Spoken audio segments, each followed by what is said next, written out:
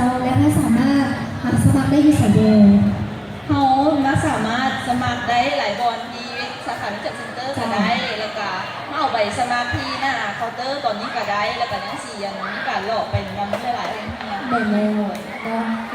ถ้าสมมติว่าบางคนยังอายอยู่เด็กเขาจะมีบอกดูแล้วไหนเพราะว่าอยากจะรวบรวมคนกล้าเพื่อมาร่วมในกองประกวดของพวกเขาแบบเขาต้องรวบรวมผลการเรียนเขาต้องเตรียมใจแล้วกันเขาต้องมีจิตใจที่สมัครมีอยากมาแท้ๆด้วยความตั้งใจของเขาเองเนาะว่าไงล่ะรวบรวมคนกล้าแล้วมาพร้อมกับความตั้งใจเนาะและทั้งตัวจะได้ทำผลสำเร็จเนาะขอบใจหลายๆขอเสียงตบมือหนังแน่น้องเหมือนกับน้องปัทุมพรเนาะขอบใจหลายๆเนาะซึ่งว่าคนจะเป็นอีกหนึ่งน้องที่หน้าตาพวกงานดีและก็ที่สำคัญมีโครงสร้างหางที่ดีเนาะแต่สำหรับในตอนนี้ต้องขอบใจน้องๆทุกคนที่ร่วมกิจกรรมในพวกเขาเนาะสำหรับในวันนี้ตบมือหนังให้กับตัวเองแน่เนาะและก็ถือว่า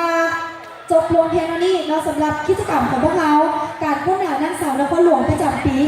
2017 เนาะจะไปแต่ละโรงเรียนอย่าลืมไปที่สนใจ